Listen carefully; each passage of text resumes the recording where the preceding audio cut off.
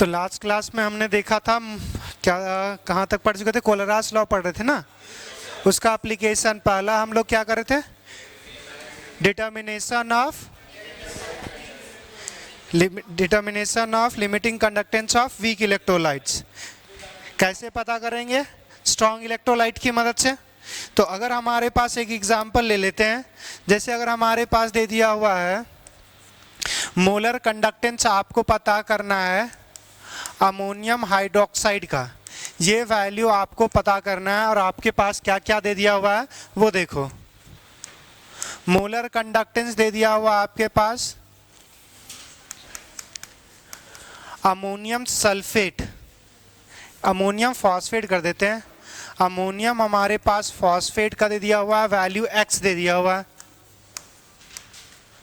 उसके बाद हमारे पास सोडियम हाइड्रोक्साइड, सोडियम हाइड्रोक्साइड इसको भी थोड़ा चेंज कर देते हैं, हमारे पास मैग्नीशियम हाइड्रोक्साइड, ये दे दिया हुआ हमारे पास y।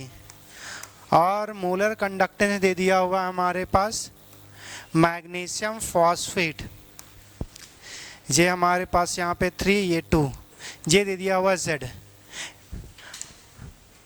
ये सारे कैसे हमारे पास? Strong electrolytes. तो स्ट्रॉन्ग इलेक्ट्रोलाइट का हमारे पास मोलर कंडक्टेंस दे दिया हुआ है एट इनफाइनाइट डाइल्यूशन पे। आपको पता करना है वीक का, अमोनियम हाइड्रोक्साइड का। तो देखो, बनाना चाहोगे या मैं डाइट बनाऊं? देखो हमारे पास 3 है, अमोनियम फॉस्फेट है, मैग्नीशियम हाइड्रोक्साइड है और हमारे पास मैग्नीशियम फॉस्फेट है। तो हमें क्या चाहिए? एक अमोनियम आयन चाहिए और दूसरा क्या चाहिए? OH। क्लियर? अब यहाँ देखो हमारे पास अमोनियम आयन यहाँ पे है, मगर हमें चाहिए अमोनियम आयन कितना चाहिए था? 1। मगर ये जब लेंगे तो कितने टाइम्स आएगा? 3 टाइम्स आएगा। दूसरा देखना, हमें अगर ये 3 टाइम्स आएगा तो हमें 1 का अगर निकालना है तो क्या करेंगे? x/3, 3 से डिवाइड कर देंगे। अगर ये डाइट समझ में आए तो ठीक है, अगर नहीं समझ में आएगा तो हम फिर इसको डिटेल में बताएंगे। तो ये हमारे पास x बाई क्या हो जाएगा? 3। दूसरा देखो हमारे पास OH कितना, अच्छा यहाँ पे मैग्नीशियम हाइड्रोक्साइड OH का होल 2 होगा, तो हमें OH कितना चाहिए? 1। यहाँ पे है कितना? तो इसको क्या करेंगे? 2 से डिवाइड करेंगे प्लस y/2। अब गौर से देखो तुमने क्या किया है कि एक्स्ट्रा क्या क्या हमारे पास ऐड हुआ है उस पर थोड़ा सा नज़र डालते हैं। तो अगर हमने जब यहाँ पे लिया तो फॉस्फेट हमारे पास कितना हमने ऐड किया दे दिया था? जब हमारे पास ये 3 लिए, इसको 3 से डिवाइड कर देते 1/3 हो गया। जब हमारे पास अगर हमारे पास मैग्नीशियम ऐड हुआ तो मैग्नीशियम भी कितना ऐड हुआ? हाफ। तो हमें 1/3 फॉस्फेट गायब करना है और हमें हाफ मैग्नीशियम गायब करना है। यहां से देखो मैग्नीशियम और फॉस्फेट का यहीं पे दिया हुआ है। अगर मैग्नीशियम फॉस्फेट का है तो अब यहां से देखो इसको कितने से हमें कितने से मल्टीप्लाई करेंगे कि मैग्नीशियम हाफ हो जाएगा, क्योंकि ये जब टूटेगा तो कितना होगा? 3। इसको 6 से डिवाइड कर दो, गौर से देखना। 6 से डिवाइड करोगे तो कितना हो जाएगा? 3/6, 1/2। मैग्नीशियम 1/2 हो जाएगा। फॉस्फेट कितना चाहिए था? 1/3। ये 2/6 कितना हो जाएगा? 1/। बात समझ में आया ये? चलो फिर से देखो, चलो डिटेल में यहां से देखना। हमारे पास चाहिए था कि अगर ये अमोनियम हाइड्रोक्साइड अगर टूटेगा तो ये किस में टूटेगा? Ammonium ion plus OH minus में। तो हमें क्या चाहिए कि एक हमारे पास अमोनियम आयन चाहिए और एक OH माइनस आयन चाहिए। ये हमारे पास वीक टूट रहा था, स्ट्रॉन्ग से हम लोग ये लेंगे। तो अगर स्ट्रॉन्ग से लेंगे तो हमारे पास सबसे पहला देखो हमारे पास अमोनिया का सोर्स कौन है? Ammonium phosphate. और ये अमोनियम फॉस्फेट क्या है? NH4 का होल 3, PO4। क्लियर? अब ये जब टूटेगा तो ये हमारे पास 3 times of NH4 plus PO4 पर 3 माइनस। हमें चाहिए था अमोनिया कितना? 1। यहाँ पे अमोनिया कितना बन रहा है? तो हमें इसको सिंपली क्या करना है? 1/3 3 से डिवाइड करेंगे। क्लियर? चलो अब दूसरा हमारे पास क्या चाहिए था, OH माइनस कौन देगा, मैग्नीशियम हाइड्रोक्साइड। क्लियर? तो अगर मैग्नीशियम हाइड्रोक्साइड देगा तो MgOH का हमारे पास हॉल 2, ये जब टूटेगा तो Mg पर 2 plus 2 times of OH minus, हमें OH कितना चाहिए था और मिल कितना रहा है, तो हमें क्या करना पड़ेगा, इसको 1/2 से डिवाइड करना पड़ेगा। देखो अब इस केस में हमने कर क्या दिया हुआ है कि फॉस्फेट आयन कितना हो गया, 1/3 एक्स्ट्रा ऐड हुआ है, हमारे पास मैग्नीशियम कितना ऐड हुआ है, हाफ, तो ये हमें हटाना पड़ेगा। और मैग्नीशियम और हमारे पास फॉस्फेट का कंपाउंड्स दे दिया हुआ है, मैग्नीशियम फॉस्फेट।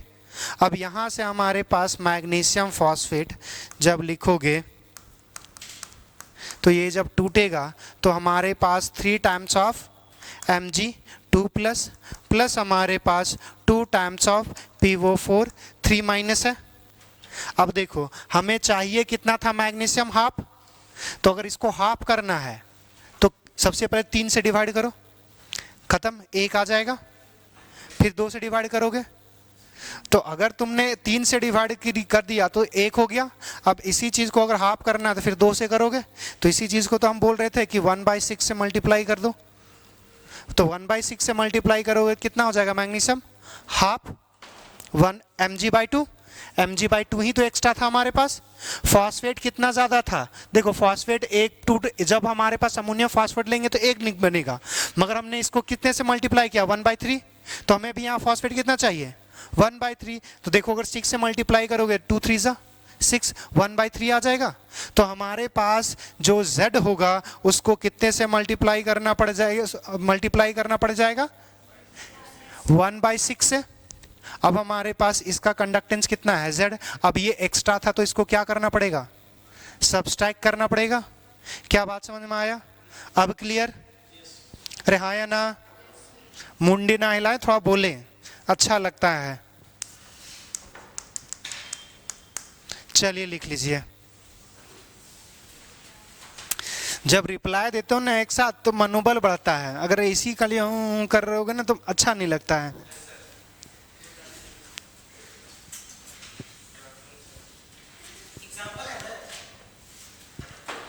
एक क्वेश्चन है, एग्जाम्पल नहीं है, वो लास्ट में एक एग्जाम्पल करवाए थे उसका, एक लिखे थे ना, अरे अमोनिया एसिटेट, तो वही चीज तो है, हद है।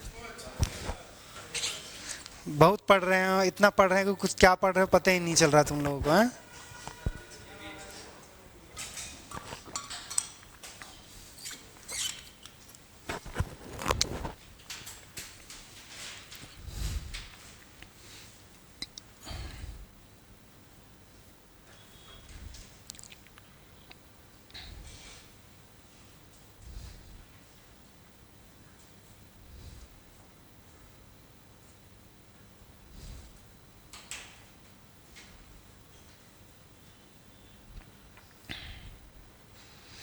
तब दर्शन जिंदा हो, बच गया ना। दर्शन मैसेज करता है कि सर इंस्टीट्यूट खुला है कि बंद है।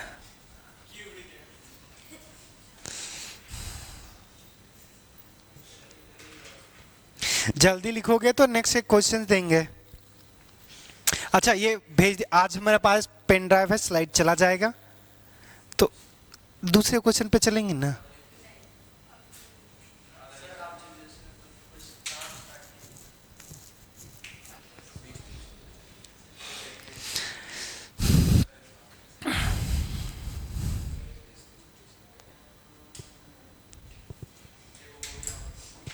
अरे बस जल्दी जल्दी लिखें, जितना जल्दी लिखिएगा उतना ज़्यादा क्वेश्चंस करवाऊंगा, वरना क्लास का अगर टाइम बढ़ेगा अगर तो फिर क्वेश्चंस कम करवाऊंगा। अरे टाइम की ड्यूरेशन में भी हमको ख़त्म करना पड़ेगा, तुम ही लोग चिल्लाने लगोगे सर सिलेबस तो थोड़ा लग रहा है, कब तक कब शुरू होने से पहले पूछ रहा था सिलेबस कब तक ख़त्म हो जाएगा सर। तो उस थोड़ा सा उसी हिसाब से ना चलना पड़ेगा।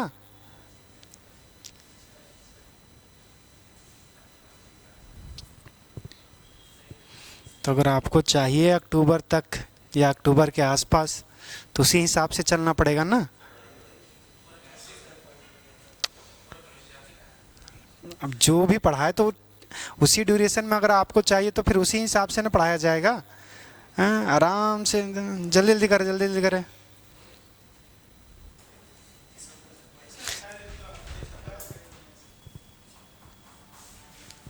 तो ये आपको डायरेक्ट सोचना चाहिए, इतना लिखने की जरूरत नहीं है। पहली बार दूसरी बार में कर रहे हो चलेगा, नेक्स्ट वाले क्वेश्चन में कर लोगे ऐसा। जी क्या स्टूडेंट हो, उतना तो एक्सपेक्ट कर सकते हैं। चलो बढ़े आगे।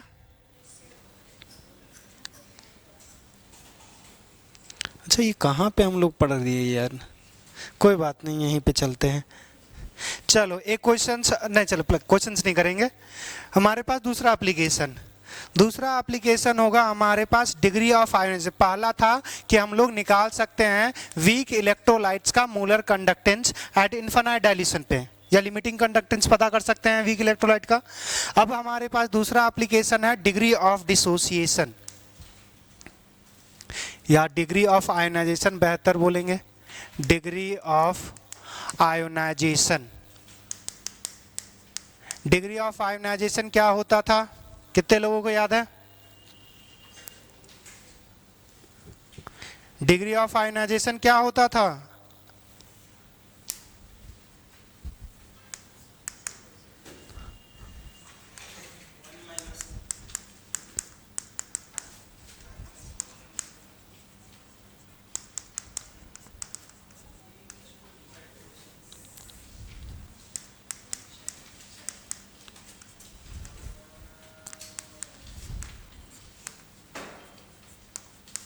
थोड़ा पढ़िए पीछे भी। हमारे पास डिग्री ऑफ आयोनाइजेशन क्या होता था कि हमारे पास number of moles ionise divided by total number of moles taken, कि कितना लिए और हमारे पास उसमें कितना टूट गया, यही था। अगर ये हमारे पास फ्रैक्शन होता था, 100 से मल्टीप्लाई कर दोगे तो ये परसेंटेज में चेंज हो जाएगा। अब यहाँ से समझना, हमारे पास अल्फा को हम लोग मोलर कंडक्टेंस और लिमिटिंग कंडक्टेंस के बेसिस पे कैसे पता करेंगे। चलो अब यहाँ से समझना, किसी एक पार्टिकुलर कंसंट्रेशन पे जब इनफाइनाइट डाइल्यूशन नहीं है, किसी एक पार्टिकुलर कंसंट्रेशन पे कुछ कंडक्टेंस होगा, और वो उसका रीज़न क्या होगा कि उस टाइम पे कितने मॉलिक्यूल्स टूटे होंगे। अब देखो नीचे वाला जो हमारे पास total number of moles taken, जो मोल्स टेकन होगा वो तो कभी हम निकाल ही नहीं सकते कंडक्टिविटी के बेसिस में। क्यों, वो समझना। अगर 4 मोल इलेक्ट्रोलाइट्स लेंगे तो 4 मोल के बेसिस पे हमारे पास कंडक्टेंस थोड़ी होगा, वो 4 डालेंगे तो 4 तो टूट जाएगा ना, क्योंकि इलेक्ट्रोलाइट्स ले रहे हो, वो टूटेगा। तो यहाँ समझना कि किसी पार्टिकुलर कंसंट्रेशन पे हमारे पास जो कंडक्टेंस होगा वो क्या होगा कि उस समय जितना टूटा होगा। क्लियर? इनिशियली हमारे पास पता नहीं कर सकते कि उस इनिशियली कितना हमारे पास कंडक्टेंस था, क्योंकि जैसे डालोगे वो टूट जाएगा। तो अगर हम जितना पानी डालेंगे तो जो इनफाइनाइट डाइल्यूशन पे बात करते हैं तो वो क्या होता है, कंप्लीट डिसोसिएशन। तो अगर कंप्लीट डिसोसिएशन तो जितना लिए होगे उतने ही के बेसिस पे तो टूटा होगा। क्या बात समझ में आ रहा है कि जितना हमने लिया है उसी के बेसिस पे टूटा होगा। और अगर किसी पार्टिकुलर कंसंट्रेशन पे बात कर रहे हैं तो उस कंसंट्रेशन पे जितना टूटा होगा उतना उतना हमारे पास कंडक्टेंस शो कर रहा होगा। क्या ये बात समझ में आया? तो अगर हमारे पास इसी चीज को नंबर ऑफ मोल्स आयोनाइज जो हुआ होगा, इसको सिंपली हम लोग क्या लिख सकते हैं कि हमारे पास कंडक्टेंस एट पार्टिकुलर कंसंट्रेशन, कि किसी एक पार्टिकुलर हमारे पास कंसंट्रेशन पे कितना कंडक्टेंस होगा, तो जितना टूटा होगा उसके बेसिस पे होगा, डिवाइड बाय हमारे पास टोटल जो टेकन होता था, जो इनिशियली लेते थे। अब यहाँ पे इनिशियली पता नहीं कर सकते, तो जितना इनिशियली लिए होंगे इनफाइनाइट डाइल्यूशन पे उतना सारा क्या हुआ होगा, कंप्लीट डिसोसिएट हो चुका होगा। तो ये जो हमारे पास होगा वो होगा लिमिटिंग कंडक्टेंस।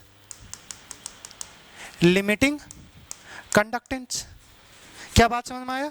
तो अब यहां से देखो अल्फा बराबर क्या लिख सकते हैं, पार्टिकुलर कंसंट्रेशन पे हमारे पास कंडक्टेंस डिवाइडेड बाय हमारे पास इनफाइनाइट पर कंडक्टेंस। अब यहाँ पे अगर मोलर कंडक्टेंस दिया हुआ तो दोनों मोलर लेना। अगर हमारे पास इक्विवेलेंट कंडक्टेंस दिया हुआ है किसी पार्टिकुलर कंसंट्रेशन पे और हमारे पास इक्विवेलेंट कंडक्टेंस दिया हुआ है एट इनफाइनाइट डाइल्यूशन पे, तो फिर बस ये करना कि इक्विवेलेंट इक्विवेलेंट को डिवाइड करना, और अगर मोलर दिया तो मोलर मोलर को डिवाइड करना, मोलर इक्विवेलेंट को मिक्स मत कर देना।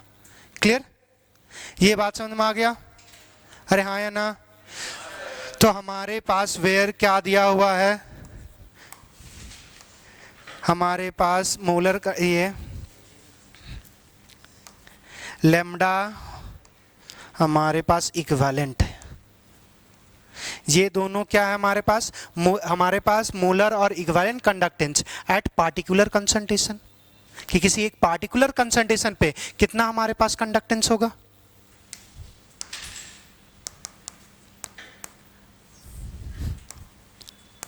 मोलर और इक्विवेलेंट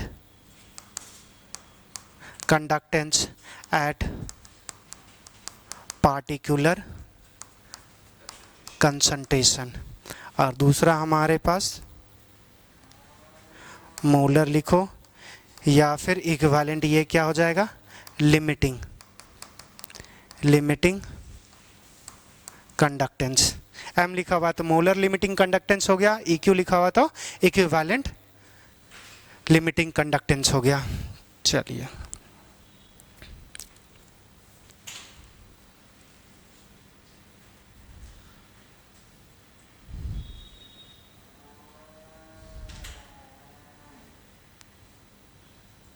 चारा उसको नहीं मिला आज का।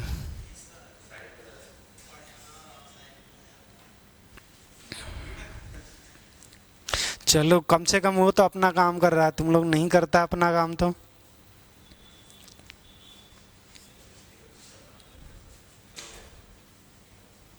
जो क्वेश्चंस भेजे थे वो उसमें बनाना, उसमें अच्छे क्वेश्चंस है, एडवांस लेवल तक है। हाँ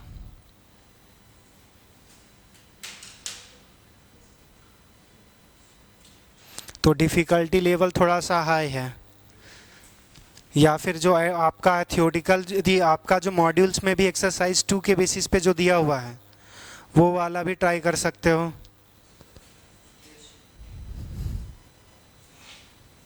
ट्राई कर सकते क्या बनाना है।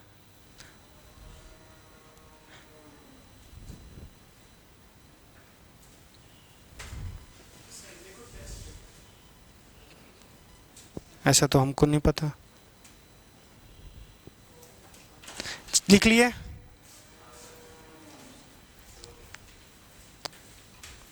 थोड़ा जल्दी करें।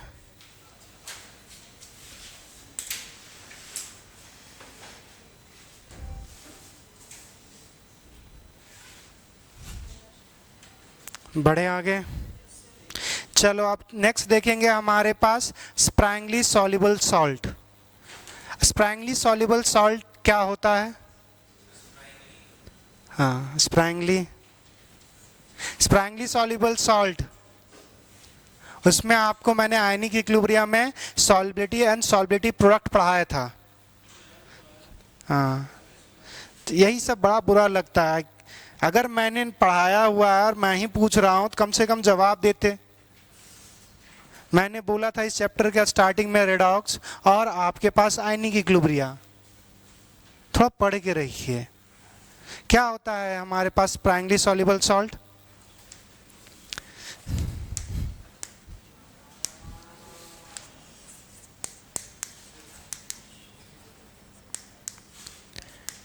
Determination of solubility and solubility product।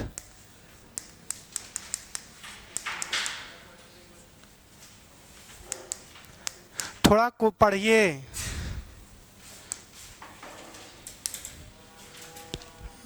और जितने नॉन स्कूलिंग हो कम से कम दिखो तो, कोई दिखते नहीं हो, एक दो लड़का दिखता है बस वही सब क्वेश्चंस बनाते रहता है, और वो भी थोड़ा स्लो थोड़ा फास्ट बनाए, मगर कम से कम वो दिखते भी हैं। बाकी बात जो नॉन स्कूलिंग हो कम से कम दिखो क्वेश्चंस बनाते हुए। घर में बैठे रहिएगा, जैसे अभी कुछ देर पहले देखे होगे जे नीट वाले का हाल, उनका तो पेपर थोड़ा उनके लेवल से हार्ड आया था, मगर आपके साथ ना हो तो जो मजाक अभी कर रहे हैं अपने साथ वो उसके बाद कंटिन्यू नहीं कर पाइएगा। तो ये रियलिटी चेक है, थोड़ा सा दूसरे के भी स्थिति से समझिए। चलिए देखो यहाँ से डिटर्मिनेशन ऑफ सॉल्बिटी एंड सॉल्बिटी प्रोडक्ट। सॉल्बिटी और सॉल्बिटी प्रोडक्ट जो हम बात करते हैं स्प्रैंगली सॉल्युबल सॉल्ट के लिए, sparingly soluble salt, soluble salt. अब यहाँ से समझना, जैसे अगर हमारे पास नमक है और पानी है, नमक डालते जाएंगे, 1 चम्मच डिजॉल्व हो जाएगा, 2 चम्मच डिजॉल्व होगा, 3 चम्मच डिजॉल्व होगा, 4 चम्मच डिजॉल्व होगा, एक लिमिट के बाद क्या होगा, डिजॉल्व नहीं होगा। और जब डिजॉल्व नहीं होगा तो वही तो कंडीशन है प्रिसिपिटेशन का। अब यहाँ से समझना कि वापस आएंगे कि जब हमारे पास स्प्रैंगली सॉल्युबल सॉल्ट होता है, ऐसे सॉल्ट जो हमारे पास बहुत कम डिजॉल्व होंगे, और जो बहुत कम डिजॉल्व होंगे मगर थोड़ा सा डिजॉल्व होगा, थोड़ा सा भी, एक छोटा सा भी अमाउंट अगर डाल दिए, अगर उसका थोड़ा सा भी अमाउंट फॉर्म हो गया या ऐड कर दिए तो वो क्या हो जाएगा, इनसॉल्युबल। जिसकी सॉल्बिटी ज़्यादा वो ज़्यादा सॉल्युबल करेगा मगर एक लिमिट तक, मगर जिसकी सॉल्बिटी ही बहुत कम है तो थोड़ा सा भी ये डालोगे वो सॉल्युबल नहीं होगा। यही तो है था प्रिसिपिटेशन। प्रिसिपिटेट फॉर्म क्यों होता था कि वो इनसॉल्युबल है। इनसॉल्युबल कहने का मतलब ये थोड़ी है कि कुछ नहीं सॉल्युबल होगा, उसकी सॉल्बिटी ही बहुत कम है, और जो सॉल्युबल होगा उसी को बोलते हैं सॉल्युबिलिटी। और जो एक्सप्रेशन लिखते हैं कि जो आयंस में जो कंसंट्रेशन होगा उसका प्रोडक्ट जो लिखोगे जब वो मैक्सिमम सॉल्युबल होगा तो उसी को बोलते हैं सॉल्बिटी प्रोडक्ट। तो यहाँ से बात समझना, इतना तो याद होगा कि जैसे अगर स्प्रैंगली सॉल्युबल सॉल्ट ले लिए, हमारे पास AgCl इनसॉल्युबल होता है पानी में। ये अगर हमारे पास सॉलिड है तो इनसॉल्युबल है, मगर सॉलिड का वेरी फ्यू अमाउंट्स हमारे पास AgCl, इसका वेरी वेरी फ्यू अमाउंट जो होगा वो तो सॉल्युबल होगा। बात समझ में आ रहा है? ये कंप्लीटली सॉल्युबल नहीं होगा मगर उसका बहुत छोटा अमाउंट क्या होगा, सॉल्युबल होगा। अगर ये सॉल्युबल होगा तो ये जब सॉल्युबल होगा तो पानी में सॉल्युबल का 2 रीजन बताए थे, क्या क्या, H बॉन्डिंग और आयन डाइपोल। तो आयन अगर पानी में डाल दोगे तो आयन डाइपोल होगा, तो आयन जब ये टूटेगा तो हमारे पास किस में टूटेगा, Ag प्लस में और Cl माइनस में टूटा होगा। क्या बात समझ में आया? तो इसका हम बहुत छोटा सा अमाउंट मानते हैं कि इसका बहुत छोटा अमाउंट जो होगा वो S होगा, S सॉल्युबल होगा। तो S अगर सॉल्युबल होगा तो इसका हमारे पास कितना होगा, S, और इसका भी S। तो अब यहाँ से जो सॉल्बिलिटी प्रोडक्ट होता है उसको बोलते हैं KSP। KSP क्या हो जाएगा, हमारे पास Ag प्लस का कंसंट्रेशन, इसका कोई स्टोइकोमेट्री है, 1 है, तो 1 पावर लिखो या ना लिखो कोई मतलब। हमारे पास दूसरा Cl माइनस, इसका भी स्टोइकोमेट्री, तो लिखो या ना लिखो कोई मतलब नहीं। तो ये हमारे पास क्या आ जाएगा, S इंटू एस, ये क्या हो गया, S स्क्वायर। तो ये आ गया आपका KSP को ही बोलते हैं सॉल्बिलिटी प्रोडक्ट। तो अगर हमारे पास अगर हमारे पास ये सॉल्ट लिए जो स्प्रैंगली सॉल्युबल सॉल्ट होगा, क्या 100% डिसोसिएट करेगा, नहीं करेगा। तो उसका लिमिटिंग कंडक्टेंस क्या होगा, जिसका वो जब मैक्सिमम सॉल्युबल होगा, और जो मैक्सिमम सॉल्युबल होगा तो उस समय वो क्या, जो मैक्सिमम सॉल्युबल होगा उस समय वो मैक्सिमम कंडक्टेंस शो करेगा, वो 100% डिसॉल्व या डिसोसिएट नहीं होने वाला, उसका बहुत कम अमाउंट डिसॉल्व होगा। अगर बहुत कम अमाउंट जो डिसॉल्व होगा तो जो मैक्सिमम अमाउंट डिसॉल्व होता है वही तो सॉल्बिलिटी है। तो अगर वही सॉल्बिलिटी है तो उस केस में जब उसका कंसंट्रेशन S होगा तो उसका मैक्सिमम कंडक्टेंस होगा। तो मैक्सिमम कंडक्टेंस मतलब लिमिटिंग कंडक्टेंस, और लिमिटिंग कंडक्टेंस जो होगा वो इनफाइनाइट डाइल्यूशन पे अचीव नहीं है। वो उस स्प्रैंगली सॉल्युबल का हमारे पास क्या है कि वो मैक्सिमम कंडक्टेंस ही शो करेगा, मगर वो जैसे हम दूसरे इलेक्ट्रोलाइट्स को जो कंसिडर करते थे कि molar conductance and infinite dilution पे क्या कंसिडर करते थे, वो 100% आयोनाइज होगा, मगर ये आयोनाइज नहीं होगा। तो आपने जो पढ़ा था, याद करो कि आपने पढ़ा था मोलर कंडक्टेंस। मोलर कंडक्टेंस हमारे पास is equals to kappa into, आपने पढ़ा था 1000 बाय हमारे पास मोलारिटी पढ़ा था। अब अगर क्या हम इस मोलारिटी को रिप्लेस कर सकते हैं, हमारे पास ये जो मोलारिटी होगा मतलब ये जो कंसंट्रेशन होगा, इस कंसंट्रेशन को क्या कंसिडर कर रहे हो, एस, तो कंसंट्रेशन को सॉल्बिटी मानेंगे। और उस जिस समय जब हमारे पास सॉल्युबल होगा, ये तो मैक्सिमम सॉल्युबल है ना, तो मैक्सिमम सॉल्युबल है तो जो कंडक्टेंस होगा वो क्या होगा, मैक्सिमम कंडक्टेंस हो जाएगा। बात समझ में आया? यही आ गया आपके लिए फॉर्मूला। ये बात समझ में आया कि हमारे पास जो मैक्सिमम कंडक्टेंस शो करेगा, एक लाइन लिख सकते हो कि जो मैक्सिमम कंडक्टेंस शो करेगा जब उस जो मैक्सिमम सॉल्बिटी के समय, मैक्सिमम सॉल्बिटी के समय, और मैक्सिमम सॉल्बिटी क्या होगा, एस ही तो होगा। तो एस क्या है, कंसंट्रेशन ही तो है, मोलारिटी ही है। तो मोलारिटी को हमने एस से रिप्लेस कर दिया, और एस क्या है, वो मैक्सिमम जितना डिसोसिएट कर सकता है, और एस जो मैक्सिमम डिसोसिएट करेगा, तो मैक्सिमम जितना डिसोसिएट करेगा वही उसी समय तो मैक्सिमम कंडक्टेंस शो करेगा।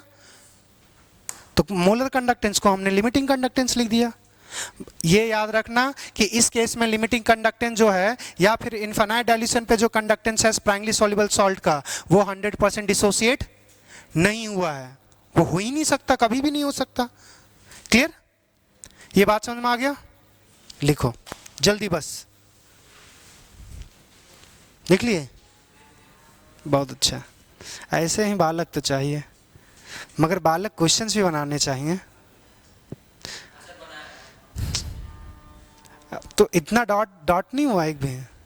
हाँ, बस यही तो हाल है। मेरा शेड्यूल देखे थे तो फिर फर्स्ट हाफ पूछना चाहिए, या फिर जब ये इंतजार करो डॉट सेशन का। स्कूलिंग हो ना तुम, तब तो शर्म लगना चाहिए। अब ये अलग बात है कि तुम लोग को शर्म भी नहीं आता है, तो वही तो है, कभी कभी तो कभी कभी नहीं आता है, तो वो नहीं के बराबर है। जो बोलना है बालक अभी आराम से बोल लो। उस समय जब बोल रहे सुनाए ना कि जेई वाले जैसे ड्रॉपर्स वाले कोई कोई आते, सर नहीं हुआ, हम बोलेंगे पढ़ता ही नहीं था कैपिटल, तो हम भी फुसफुसाएंगे उस समय, फुसफुसा लो, पढ़िए।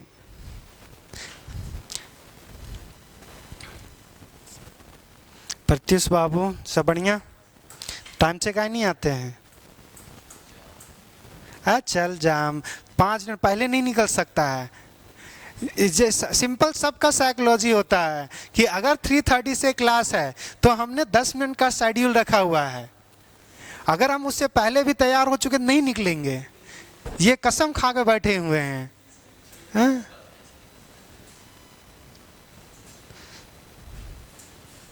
तुम्हारा वाले क्या, तुम लोग भी तो लेट से आए थे। अब इसमें कुछ कह ही नहीं सकता, ऐसा बात ही बोल देते तुम लोग, बड़े आगे। ये इतना ही हमारे पास एप्लीकेशन था। अब इससे क्वेश्चंस देखते हैं।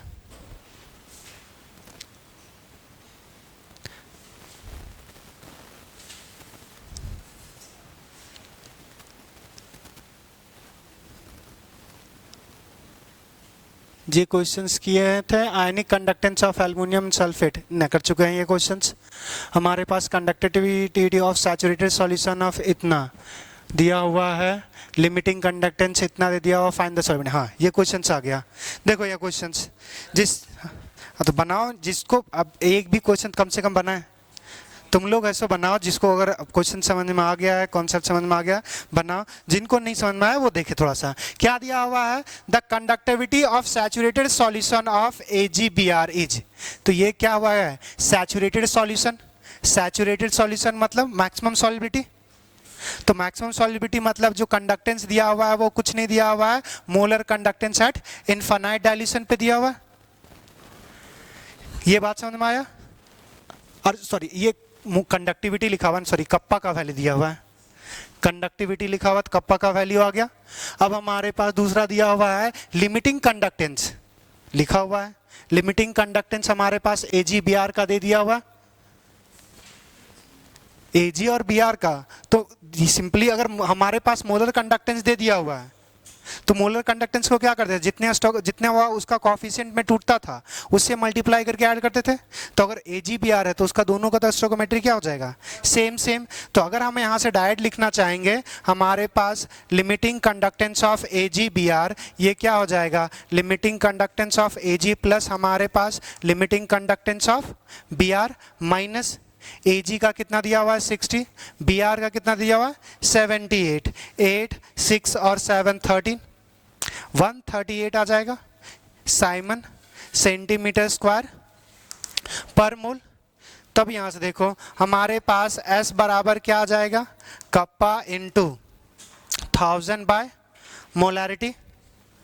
कप्पा का वैल्यू दे दिया हुआ था आपके पास 5.8 इंटू 10⁻³ इंटू हमारे पास 1000 आ जाएगा। अच्छा ये 3 करो, यहाँ से 10⁻6 कर लेना वरना बड़ा छोटा नंबर आएगा। 10⁻6 यहाँ पे भी हमारे पास 6, ये 1000 हो गया। मोलैरिटी कितना दिया हुआ था, मोलैरिटी दिया ही नहीं है।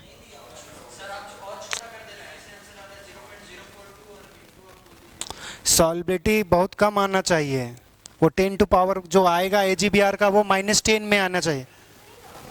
मोलैरिटी के जगह सॉरी मोलर कंडक्टेंस आ जाएगा ना, अरे सॉरी ठीक तो है, सब कुछ तो ठीक है। ठीक है, हमारे पास इनफाइनाइट डायल्यूशन पे कितना आ जाएगा, ये 138। अब यहाँ से देखो ये -6 और यहाँ पे +3, 1000 को +3 तो -3 बचेगा। ये हमारे पास क्या आ जाएगा 5.8138, या फिर 6 का 3 ही रहने दो जो मगर कट कहाँ रहा है, कट रहा है क्या हमारे पास, नहीं कटेगा एग्जैक्टली कोई नहीं, तो 6 ही रहने दो, जो 6 रखे थे वो 6 ही रहने दो। ये हमारे पास आ जाएगा 10 टू पावर हमारे पास -3, ये सॉल्बिलिटी आ जाएगा। जब इसके लिए KSP निकालेंगे, KSP निकालेंगे तो ये S² आ जाएगा। रीज़न वही कि अगर AgBr टूटेगा तो ये Ag प्लस और Br माइनस में, तो ये अगर S है तो ये भी S और ये भी S, दोनों को मल्टीप्लाई, इन दोनों का स्टोइकोमेट्री 1, पावर भी 1 1 तो S² आ जाएगा। ये simply 5.8 into 1/38 into 10 to power -3 का होल स्क्वायर। अब इसको सॉल्व कर लेना, आंसर आ जाएगा। हाँ तो देख लेना। हाँ ये KSP वाला, अरे कुछ देर पहले अभी लिखे ना, KSP बराबर क्या होगा, concentration of Ag plus, Ag plus का स्टोइकोमेट्री कितना है, दूसरा क्या है Br, तो इसका कितना है सॉल्बिलिटी, S इंटू S, वही लिखा हुआ है।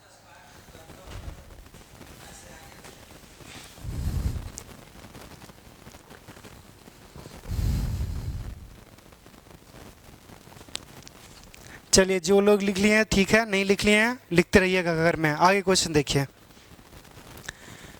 देखो हमारे पास ये, अच्छा डायरेक्ट इसी पे आ गए। देखो ये हमने डिबाई-हकल-ऑन-सागर इक्वेशन में ये ग्राफ देखा था। अब बताए थे कि स्ट्रॉन्ग इलेक्ट्रोलाइट कैसा लाइन बनाएगा, स्ट्रेट लाइन, और हमारे पास वीक कर्व होगा। अब यहाँ से देखो हमारे पास, देखो ये A क्या है, वीक इलेक्ट्रोलाइट, और B क्या है, स्ट्रॉन्ग इलेक्ट्रोलाइट। बस ये देख लो, A हमारे पास वीक इलेक्ट्रोलाइट और हमारे पास, कोई दिमाग लगाने की जरूरत इतना, सबको क्लियर। चलो देखो यहाँ से, the molar conductivity of weak electrolyte when we plotted against a square root of its concentration, which of the following is expected to observe. वही सेम है डिबाई-हकल-ऑन-सागर इक्वेशन। देखो मोलर कंडक्टेंस है, molar conductance at given concentration, पहले क्या लिखते थे, of weak electrolytes when we plotted against a square root.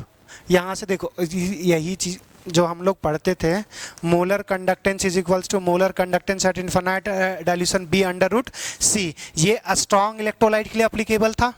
यहाँ पे क्या लिखा हुआ है, वीक इलेक्ट्रोलाइट। तो जब प्लॉट करेंगे, तो जब हमारे पास प्लॉट करेंगे तो हमारे पास एक्सपेक्टेड टू ऑब्जर्व, क्या ऑब्जर्व होगा, पहला लिखा हुआ है, a small decrease in molar conductivity is observe eight infinite dilution. कि जब इनफाइनाइट डाइल्यूशन लेंगे तो उस समय क्या होगा, डिक्रीज होगा मोलर कंडक्टिविटी। क्या डिक्रीज होता है? डाइल्यूशन जब करेंगे इनफाइनाइट डाइल्यूशन पे मतलब कंसंट्रेशन जीरो, और जब जीरो करेंगे तो हमारे पास वीक इलेक्ट्रोलाइट्स क्या होगा, बढ़ेगा ना। तो ये क्या लिखा हुआ है, डिक्रीज, तो ये गलत। Molar conductivity decrease sharply with increase in concentration. क्या ये बात सुनने में ठीक लग रहा है? अरे देखो फिर से, molar conductivity decrease sharply with increase in concentration. अरे ये कंसंट्रेशन अंडर रूट सी था, ये मोलर कंडक्टेंस था, तो कंसंट्रेशन इधर बढ़ेगा ना। तो अगर इधर बढ़ेगा तो कंडक्टिविटी तो घटेगा ही ना।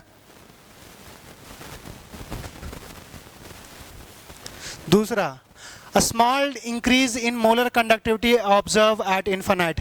ये स्मॉल तुम्हारे पास चेंजेस दिख रहा है, लार्ज चेंजेस दिख रहा है। Molar conductivity increase sharply with increase in concentration, ये तो डिक्रीज इन कंसंट्रेशन में होता है। क्या इतनी बात समझ में आ गई? बढ़े आगे, चलिए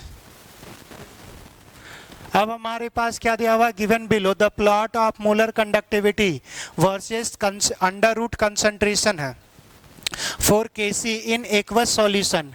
if for the higher concentration of KCl solution the resistance and conductivity resistance of the conductivity cell is 100 ohm, then the resistance of the same cell with the diluted concentration is इतना। यहाँ पे बोल रहा है कि हमारे पास KCl जो higher concentration of the resistance of conductivity cell is 100 ohm, then resistance of same cell with the diluted solution. देखो इन दोनों में से डाइल्यूटेड सॉल्यूशन ये रहा, तो मतलब इस कंसंट्रेशन पे आपको दे दिया हुआ है कि ओम रेजिस्टेंस कितना है हमारे पास, 100 है। तो अगर जब कंसंट्रेशन 0.1 आ जाएगा तो यहाँ पे रेजिस्टेंस क्या होगा वो आपसे पूछा हुआ है।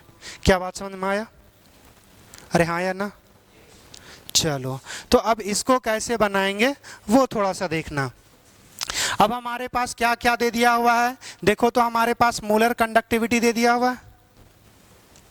मोलर कंडक्टिविटी देखो हमारे पास क्या पढ़े थे formula, molar conductivity is equals to kappa into हमारे पास 1000 बाय हमारे पास मोलारिटी। कप्पा को क्या लिखोगे, जी इंटू जी स्टार। अब यहाँ से इंटू हमारे पास क्या आ जाएगा 1000 बाय एम। जी को क्या लिखोगे,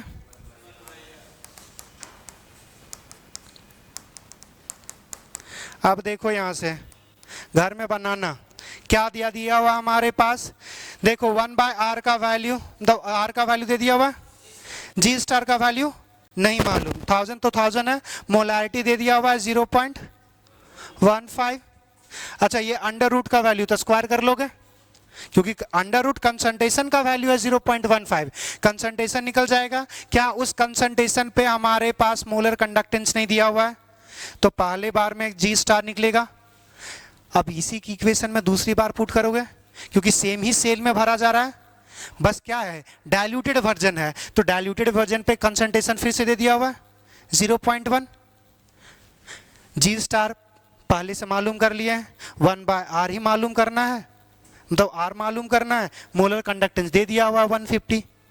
क्या कर लोगे, तो बस ये जब ऐसा दिखे तो कभी भी डिबाई हकल मत लगाने लगना कि मोलर कंडक्टेंस है हमारे पास। मोलर कंडक्टेंस जो आएगा वो हमारे पास infinite dilution under root B under root C आएगा। इसमें हमने कहीं पे रेजिस्टेंस का रिलेशन नहीं बताया हुआ है, और उसी के बेसिस पे ग्राफ दिया हुआ है। तो ग्राफ जिसके बेसिस पे दिया हुआ है कोई जरूरी नहीं कि उसी के बेसिस पे बने। क्या बात समझ में आया? क्योंकि पहला तो वही चलेगा ना कि ये जो इक्वेशन जो लाइन खींचा हुआ डिबाई हकल, तो उसी में अंडर रूट सी आता था, मगर यहाँ पे रेजिस्टेंस का कोई रिलेशन नहीं है। तो रेजिस्टेंस का आप दूसरा मोलर कंडक्टेंस का ये पढ़े थे ना, इससे बनाना है आपको। क्या बन जाएगा, मैं ये कल चेक करूंगा कॉपी में, तो थोड़ा सा तैयार रहिए, क्योंकि मैं बहुत सारा क्वेश्चन छोड़ दिया। लास्ट बार भी था स्लोप वाला, छोड़ दिया था, छोड़ ही दिया तुम लोगों ने। चलिए नेक्स्ट देखिए, हमारे पास क्या दे दिया हुआ है, which of the following is correct equation for the correct equation to show change in molar conductivity with respect to concentration for weak electrolyte if the symbol is carried out usual meaning. कुछ नहीं है, ये हमारे पास molar conductance है, concentration है के, degree of dissociation, ये हमारे पास क्या है, molar conductance at infinite dilution का स्क्वायर है, प्लस के हमारे पास डिसोसिएशन कांस्टेंट, मोलर कंडक्टेंस ये टर्म्स लिखा हुआ है। अब आपको बताना है कि ये पहले तो ग्रीन कर दिया मतलब यही सही है, कैसे यहाँ पे आएंगे वो थोड़ा सा समझना। आपने आप पढ़ा है, ये देखो जहाँ पे हमारे पास डिग्री ऑफ डिसोसिएशन आ जाएगा तो के का आपको एप्लीकेशन लिखने आता है, C alpha square weak electrolytes का। देखो ये हमारे पास ये डाइवैलेंट आयन है, तो डाइवैलेंट बोल रहा हूँ, ये जो आयन छूटेगा वो हमारे पास H+ और A- में टूटेगा, तो यही एक इक्वेशन आएगा। इसलिए आपको आयनिक इक्विलिब्रियम पढ़ने बोल रहा हूँ कि दैट जब ये एक्सप्रेशन लिखता तो आपको समझ में आना चाहिए था, तो आप लोग तो इतना पढ़ते होगे कुछ कहना ही नहीं है। इसका कंसंट्रेशन सी लोगे T = 0 पे, T = जब T इक्विलिब्रियम एस्टैब्लिश कर लेगा तो C - C अल्फा रिएक्ट करेगा, इसका C अल्फा और इसका C अल्फा, तो हमारे पास जब ये इसका हम क्या लिखेंगे, K बराबर C alpha into C alpha लिखेंगे, डिवाइड बाय C कॉमन ले लोगे तो 1 - अल्फा। देखो वीक इलेक्ट्रोलाइट दिया हुआ है, 1 - अल्फा को क्या लोगे, C अल्फा स्क्वायर आ जाएगा। देखो ये एसिड है तो एसिड का डिसोसिएशन K लिखते थे, ये एक नॉर्मल कंसंट्रेशन टर्म्स, ये हमारे पास क्या है अल्फा। क्या आपको अभी कुछ देर पहले आज दूसरा एप्लीकेशन हमने बताया था, degree of dissociation is equals to molar conductance at given concentration divide by molar conductance at infinite dilution. Alpha का वैल्यू यहाँ पे पुट करोगे, अब यहाँ से इसको सॉल्व करोगे, एक्सप्रेशन ये आ जाएगा। क्या बात समझ में आया, इसमें पुट कर सकते हो ना अल्फा का वैल्यू, तो ये स्क्वायर आएगा, नीचे भी आएगा, अब उसको बस चेंज कर लेना। बढ़े आगे, यहाँ से देखो क्वेश्चन दिया हुआ है, the conductivity cell with 2 electrodes, 2 electrodes ये दो साइड वाला दिया हुआ हमारे पास, और fill with infinite diluted aqueous solution of weak electrolytes.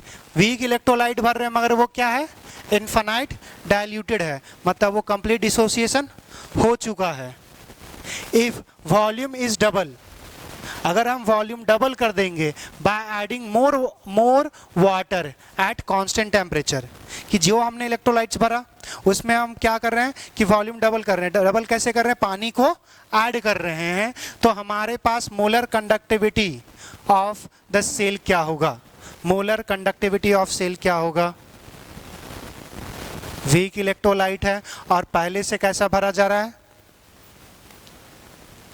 अरे पहले से कैसा भरा जा रहा है, अंडरलाइन कर दिए हैं तब भी, तो पहले से क्या हो चुका है, वो कंप्लीटली टूट चुका है, तो वो मैक्सिमम कंडक्टेंस तक पहुंच चुका है। अगर उसमें फिर से पानी डालोगे, मोलर है, मोलर कंडक्टिविटी लिखा हुआ है, तो कंडक्टिविटी वाला वो कंडक्टेंस ही है, मोलर कंडक्टेंस ही है, तो मोलर कंडक्टेंस क्या होगा, अरे मोलर कंडक्टेंस ये जो पहले से कैसे डाल रहे हो, इनफाइनाइट डाइल्यूटेड, तो मैक्सिमम में पहुंच गया है, उसके बाद कितना पानी और डाल लोगे तो क्या फर्क पड़ेगा। अरे कोई मैक्सिमम में अगर तुम छत पे हो, छत से ऊपर थोड़ी उड़ने लगोगे, बात समझ में आ रहा है, तो वो मैक्सिमम कंडक्टेंस अचीव कर चुका है, उसके बाद फर्दर पानी ऐड करोगे तो कोई चेंजेस नहीं होगा, तो हमारे पास क्या होगा, रिमेन सेम।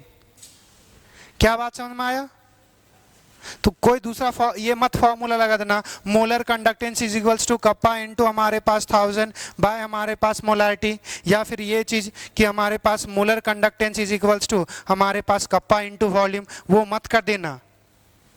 ये डाइल्यूशन तब कर रहे थे कि कोई पार्टिकुलर कंसंट्रेशन होगा उसके बाद फिर पानी ऐड कर रहे हैं। ये पहले से कैसा है, इनफाइनाइट डाइल्यूटेड, मतलब वो मैक्सिमम पहुंच चुका है। अगर मैक्सिमम पहुंच चुका तो फिर पानी ऐड करोगे तो कोई मतलब, तो कंडक्टेंस मैक्सिमम पहुंच गया, पानी और डालोगे तो कुछ नहीं होगा, उसका कंडक्टेंस हमारे पास क्या होगा, सेम ही होगा। बढ़े आगे, चलो ये लास्ट क्वेश्चन है, उसके बाद जो क्वेश्चन होगा वो बनाइएगा खुद से। उसके बाद हम लोग क्वेश्चन हाँ एक टॉपिक छोटा सा पढ़ना है, बताते कंडक्टोमेट्रिक टाइट्रेशन, उस पर डिस्कस करेंगे क्योंकि क्वेश्चन पूछ चुका है तो उस पर थोड़ा सा देख लेंगे। चलो देखो क्वेश्चन क्या दिया हुआ है, molar ionic conductivity of divalent cation and anions are, दे दिया हुआ हमारे पास respectively the molar conductivity of the solution of an electrolytes with the above cation and anion. Simply क्या बोला है भाई, मोलर कंडक्टिविटी निकालने के लिए, मतलब मोलर कंडक्टेंस हो गया, मोलर कंडक्टेंस निकालना है और आपको कैसा कैटायन दिया हुआ है, ये कैसा हुआ है, डाइवैलेंट कैटायन और एनायन, मतलब ऐसा मान सकते हो MgSO4 जैसा। तो अगर ये टूटेगा तो Mg 2+ और SO4 2-, इस पे भी 2 पॉजिटिव और इस पे भी 2 नेगेटिव है। तो जब ये टूटेगा तो एक ही में टूटेगा। तो डाइवैलेंट बस आपको फंसाने के लिए लगाया हुआ है। अगर एक डाइवैलेंट और दूसरा मोनोवैलेंट होता तब फिर नंबर पे मल्टीप्लाई करते, मगर दोनों डाइवैलेंट है तो फिर कोई मतलब नहीं। तो सिंपली आपको क्या करना था,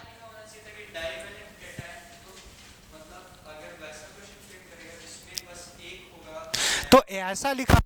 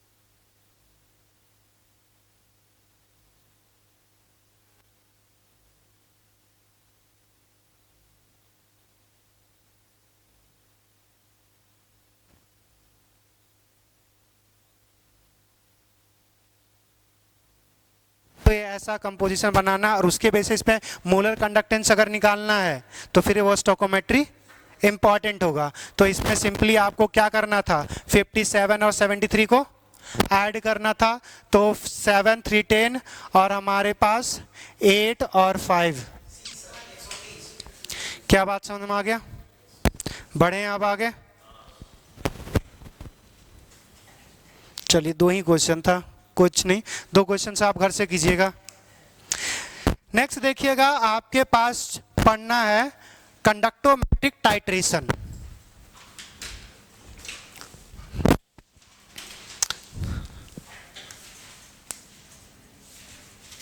कंडक्टोमेट्रिक टाइट्रेशन, कंडक्टोमेट्रिक टाइट्रेशन क्या होता है वो थोड़ा समझ। टाइट्रेशन क्या होता है?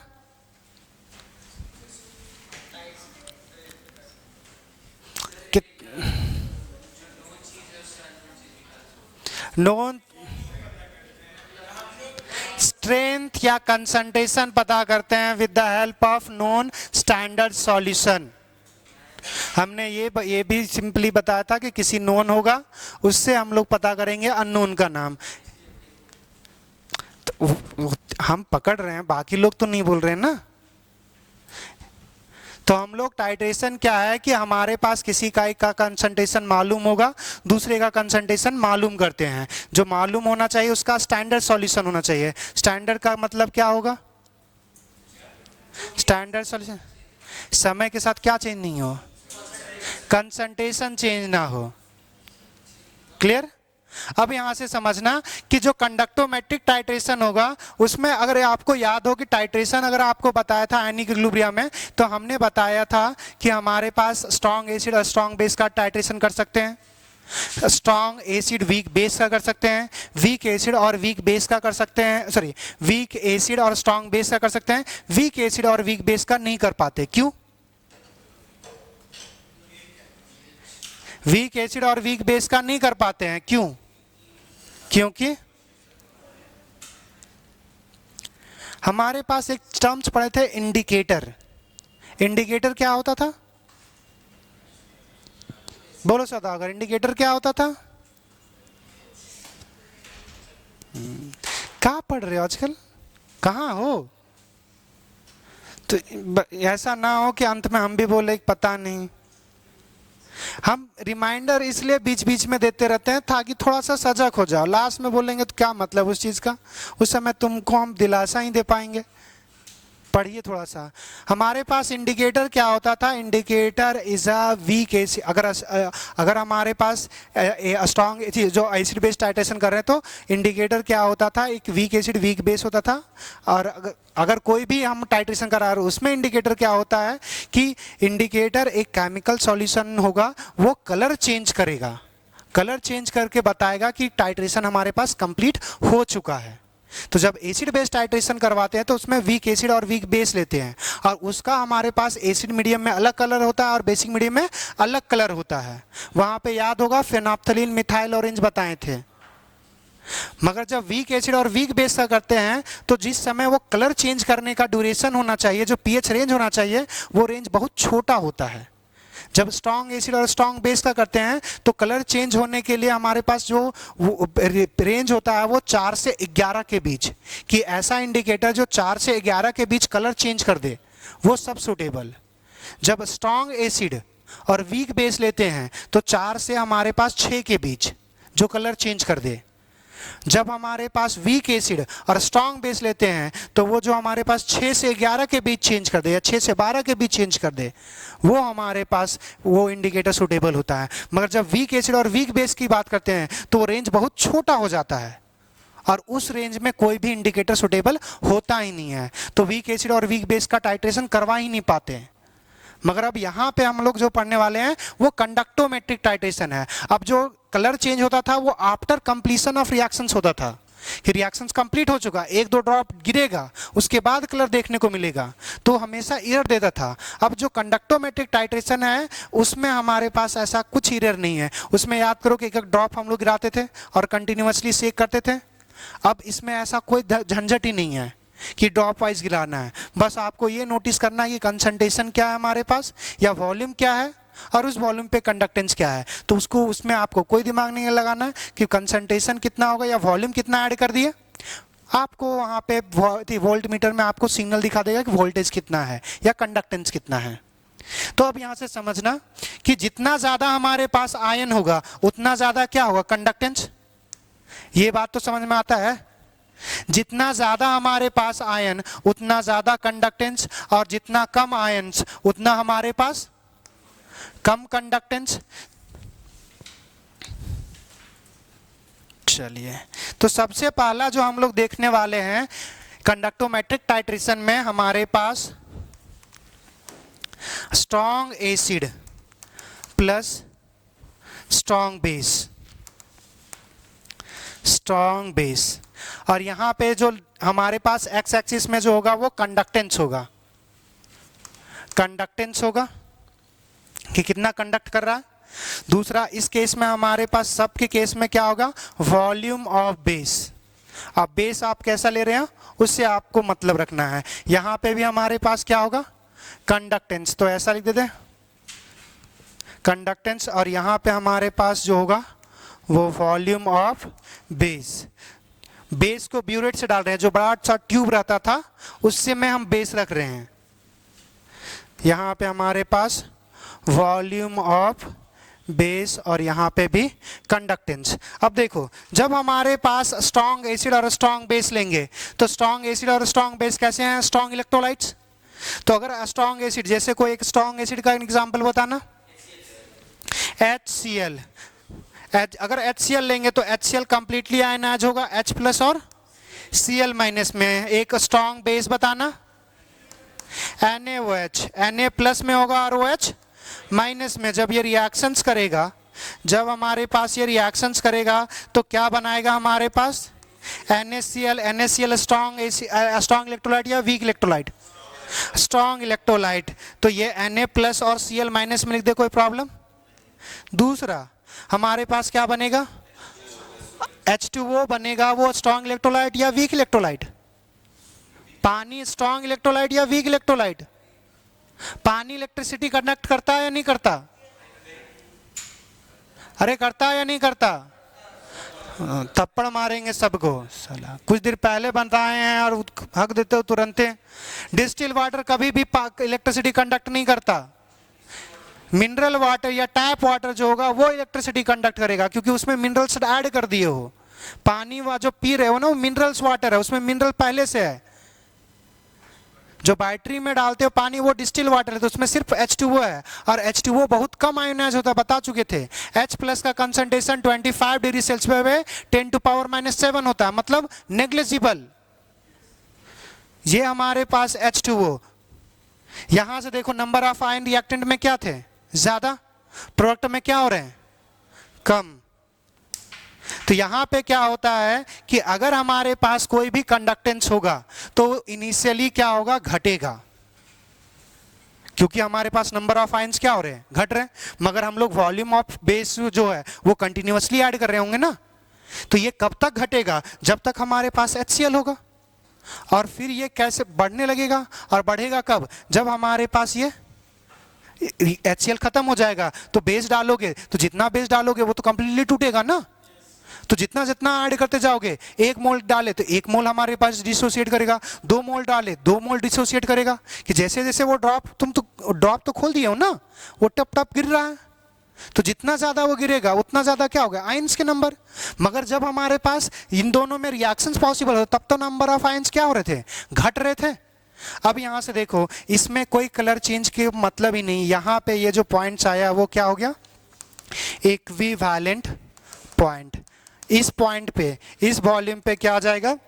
हमारे पास पता चल जाएगा कि हमें बेस का कितना एग्जैक्ट जरूरत था। मगर उसमें क्या था कि वो रिएक्शंस कंप्लीट हो चुका, उसके बाद वो कलर चेंज करता। तो जो नॉर्मल कन्वेंशनल जो हम लोग टाइट्रेशन पढ़ते हैं उससे कहीं ज्यादा बेहतर होता है कंडक्टोमेट्रिक टाइट्रेशन। इसमें एरर का कोई भी खेल नहीं। ऐसा नहीं कि एक पलक झपकाए 2 ड्रॉप गिर गया तो कोई फर्क पड़ जाएगा। भाई उसके हिसाब से प्लॉट करोगे ना। जैसे अगर कुछ वॉल्यूम है, जैसे अगर हमारे पास 10 ml है, 10 ml में करोगे, जहां पे हमारे पास स्लोप चेंज कर देगा, जहां पे स्लोप चेंज होगा वही पॉइंट्स क्या है? Equivalent point. क्या बात समझ में आया? ये किस केस में? स्ट्रॉन्ग एसिड और स्ट्रॉन्ग बेस के केस में। अब दूसरा हमारे पास जो होगा वो ले रहे हैं स्ट्रॉन्ग एसिड प्लस हमारे पास वीक बेस। अब यहां से थोड़ा सा समझना, स्ट्रॉन्ग एसिड है तो कंडक्टेंस ज्यादा होगा, मगर जैसे हम वीक बेस को डालेंगे रिएक्शंस होगा, तो फिर सॉल्ट और प्लस वाटर बनेगा। वाटर नंबर ऑफ आयंस क्या हो रहे हैं? वाटर। जैसे ये क्या होगा कि हमारे पास वीक एसिड कम टूटा, स्ट्रॉन्ग एसिड कंप्लीट टूटा होगा, weak base weak base completely टूटा होगा, पार्शली टूटा होगा। मगर जो रिएक्शंस करेगा तो सॉल्ट जो अगर एसिड का होगा तो एसिड के नंबर्स के बराबर लगभग होगा। मगर जो हमारे पास पानी बना वो नंबर ऑफ आयंस तो घटा ही रहे। तो अगर नंबर ऑफ आयंस हमारे पास घट ही रहा है तो इस केस में भी क्या होगा? कंडक्टेंस हमारे पास इनिशियली घटेगा। बात समझ में आया? मगर हम लोग फिर क्या ऐड कर रहे हैं? बेस। मगर वे बेस कैसा है? तो लगभग नेग्लिजिबल चेंजेस देखने को मिलेगा, या ऐसा चेंजेस देखने को मिलेगा कि बड़ा स्लाइटली देखने को मिलेगा, बहुत छोटा। इसमें कैसा था? स्ट्रॉन्ग बेस, तो जितना डालोगे उतना टूटेगा, तो ये सडनली बढ़ता चला जाएगा। मगर ये कैसा है? वीक बेस, या तो parallel to X axis draw करोगे या तो थोड़ा सा टिल्टेड। क्या बात समझ में आया? क्लियर इतनी बात है? चलो अब दूसरा हमारे पास क्या हो जाएगा? हमारे पास स्ट्रॉन्ग, अच्छा वीक एसिड प्लस हमारे पास स्ट्रॉन्ग बेस। अब यहां से थोड़ा सा समझना इसमें प्रॉब्लम क्या है। वीक एसिड होगा कुछ तो टूटा होगा, उसके बाद स्ट्रॉन्ग बेस डालेंगे, रिएक्शंस करेगा। जो टूटा होगा वही तो पहले सबसे पहले रिएक्शंस करेगा, फिर ये टूटा नहीं होगा। अगर टूटा नहीं होगा तो अगर ये टूटा नहीं है तो फिर से क्या करेगा, टूटेगा, क्योंकि इक्विलिब्रियम स्टैब्लिश करना है। ये बात समझ में आ रहा है? चलो यहां से देखना, हमारे पास क्या है कि जैसे वीक एसिड ले रहे थे, हमारे पास एसिडिक एसिड, एसिड टूटेगा तो हमारे पास एसीटेट आयन प्लस हमारे पास H प्लस। अब अगर हम लोग ले रहे हैं स्ट्रॉन्ग बेस KOH, ये टूटेगा हमारे पास K प्लस, और ये रैपिडली रिएक्शन करके वाटर बना देगा, ये आपस में रिएक्शन कर जाएगा।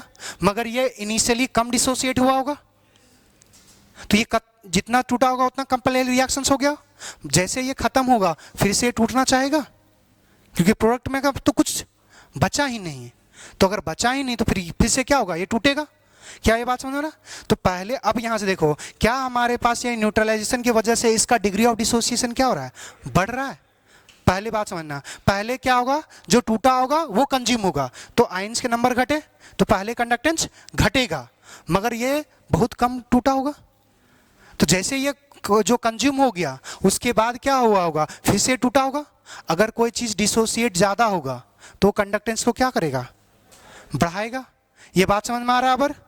अगर कंडक्टेंस बढ़ाएगा तो फिर बढ़ेगा, उसके बाद फिर क्या होगा कि एक लिमिट तक तो जितना होगा उतना ही तो टूटेगा, बढ़ेगा। उसके बाद फिर क्या हो जाएगा, कौन सा बेस डाले हो, किस टाइप का बेस है, सडनली बूम कर जाएगा। तो ये कुछ स्लाइटली टिक जैसा दिखेगा कि पहले इनिशियली घटेगा, फिर बढ़ेगा, फिर बूम कर जाएगा। क्या बात समझा? जो इनिशियली टूटा होगा वो कंज्यूम हुआ तो आयंस का हमारा कंडक्टेंस घटेगा, मगर जैसे ये हमारे पास कंज्यूम हो गया वैसे फिर वीक एसिड क्या होगा, फिर से डिसोसिएट करना स्टार्ट होगा, और ये तब तक डिसोसिएट होगा जब तक पूरा नहीं हो जाता। और जब पूरा हो जाएगा तो उसके बाद क्या ऐड कर रहे हो, स्ट्रॉन्ग बेस, तो ये सडनली बूम कर जाएगा। क्या बात में? यहाँ पे जो वीक एसिड डिसोसिएट कर रहा है तो यहाँ पे स्लो बहुत ज़्यादा मत करना, वो उसी हिसाब से टूटेगा, फिर थोड़ा सा टूटेगा, फिर कंज्यूम होगा, फिर थोड़ा सा टूटेगा, फिर से कंज्यूम होगा। तो ये स्लोप बहुत ज़्यादा हाई मत कर देना। तो इस केस में हमारे पास क्या होगा कि पहले कंडक्टेंस डिक्रीज होगा, उसके बाद हमारे पास क्या होगा, इंक्रीज होगा, और उसके बाद सडनली बूम हो जाएगा। तो इस पॉइंट पे हमारे पास क्या है, इक्विवेलेंस है, और यहां पे इस पॉइंट पे क्या है, इक्विवेलेंस। क्लियर? चलिए लिख लीजिए।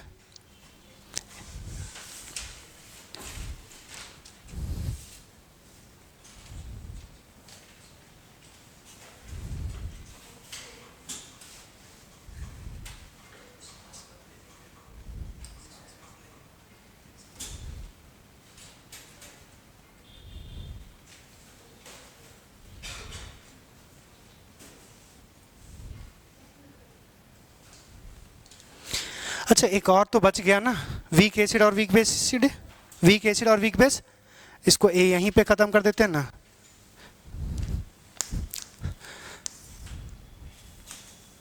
चलो यहां से देखो, गौर से समझना, फिर से क्या होगा, वीक एसिड में कुछ कुछ आयन टूटा होगा, तो जैसे डालोगे फिर क्या होगा, घटेगा, मगर जैसे घटेगा फिर से क्या होगा, फिर से आयन ऐड होगा, बढ़ेगा। मगर अबर क्या ऐड कर रहे हो, वीक बेस, तो इसमें जो शार्पली चेंजेस आ रहा है वो शार्पली चेंजेस या तो पैरेलल टू एक्स एक्सिस या बहुत स्लाइटली चेंज दिखाना है। क्या बात समझ में आ गया? तो ये हमारे पास कैसा हो गया, weak acid plus weak base. तो इसमें हमारे पास जो ग्राफ, अच्छा यहां पे फिर से वॉल्यूम ऑफ बेस, और यहाँ पे कंडक्टेंस, यहाँ पे इनिशियली घटेगा, फिर हमारे पास बढ़ेगा, और फिर लगभग ना के बराबर चेंज आएगा, और ये जो पॉइंट्स होगा वो हमारे पास क्या हो जाएगा, इक्विवेलेंट पॉइंट। थोड़ा सा इंक्रीज हुआ है, क्या चाहिए, ये यहाँ से घटा फिर बढ़ा, फिर ये इस पॉइंट के बाद से जो चेंजेस आ रहा है वो नॉमिनल चेंजेस आ रहा है, या तो थोड़ा सा इंक्रीज करना या पैरेलल टू एक्स एक्सिस कर दो, क्योंकि वीक इलेक्ट्रोलाइट टूटेगा ही नहीं, अगर टूटेगा ही नहीं तो उसमें कंडक्टेंस का चेंजेस ना के बराबर। ये कर्व एक बार पूछ चुका है, किसी को अगर कोई प्रॉब्लम हो तो फिर से बता दो, फिर से बता दूंगा, अगर नहीं है तो ये कर्व याद रखना।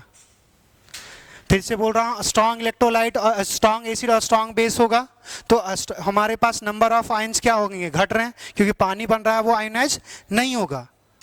अगर नहीं होगा तो हमारे पास नंबर ऑफ आयंस जब तक रिएक्शन हो रहा तब तक घटेगा, मगर जब बेस ऐड करना शुरू कर दोगे तो वो बढ़ना शुरू कर देगा। इस केस में क्या है, स्ट्रॉन्ग एसिड और हमारे पास वीक बेस, तो एसिड का अमाउंट धीरे धीरे घटेगा, वही सेम चीज वाटर, नंबर ऑफ आयंस घटेंगे, मगर दूसरी बार ऐड क्या कर रहे हो, वीक बेस, तो वीक बेस हमारे पास उसका कंडक्टेंस कम होगा, तो जितना ज्यादा ऐड करते जाओगे उसमें बहुत कम चेंजेस देखने को मिलेगा। या इसको पैरेलल टू एक्स एक्सिस कर सकते हैं कि नहीं चेंज ही नहीं दिखेगा। दूसरा, वीक एसिड और हमारे पास स्ट्रॉन्ग बेस, तो वीक एसिड कम डिसोसिएट होगा, वो पहले कंज्यूम हो चुका, तो नंबर ऑफ आयंस क्या हुए, घटे, मगर ये जैसे हमारे पास जो पहले इनिशियली टूटा होगा वो अगर कंज्यूम हो गया उसके बाद फर्दर टूटेगा, फिर कंज्यूम होगा, फर्दर टूटेगा, तो नंबर ऑफ आयंस क्या थे, बढ़ रहे हैं। पहले जो एसिड टूट नहीं रहा था वीक एसिड, वो अब क्या होगा, पूरा टूटेगा, और पूरा टूटेगा तो नंबर ऑफ आयंस बढ़ते जाएंगे, तो ये जो बढ़ेगा वो बहुत ज़्यादा शार्पली इंक्रीज नहीं होगा, तो ये इंक्रीज होगा मगर बहुत लो चेंजेस, बहुत लो स्लोप होगा। उसके बाद स्ट्रॉन्ग बेस डाल रहे हो तो स्ट्रॉन्ग बेस में सडनली बूम कर जाएगा कंडक्टेंस। और लास्ट हमारे पास वीक एसिड है, तो वीक एसिड में वही चीज़ कि वीक एसिड और वीक बेस कम टूटा होगा तो आयंस के नंबर घटे होंगे, मगर फिर कैसा है कि ये एसिड बेस तो रिएक्शंस पॉसिबल ही होगा, तो एसिड बेस रिएक्शंस पॉसिबल होगा, डिसोसिएट करेगा बढ़ेगा, डिसोसिएट करेगा बढ़ेगा, बढ़ते जाएगा मगर एक पॉइंट तक। उसके बाद अगर हमारे पास वीक बेस ऐड कर रहे हो तो या तो कोई चेंज नहीं, या तो बहुत स्लाइटली चेंजेस देखने को मिलेगा। क्लियर इतनी बात है? चलिए, यहाँ तक था आपका पास कंडक्टेंस पढ़ना, कंडक्टेंस यहाँ पे खत्म हो गया आपका। अब हमारे पास जो है वो पढ़ना है सेल। बैटरी दो टाइप का होगा, एक गैल्वेनिक और हमारे पास दूसरा होगा इलेक्ट्रोलाइटिक। तो एक पार्ट हमारे पास कंप्लीट हो चुका है, बना लिए सब, खत्म करें अब।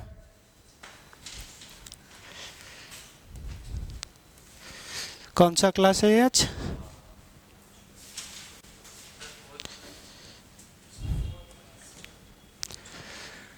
तीसरा हमने कल इसी में सेव किए थे ना।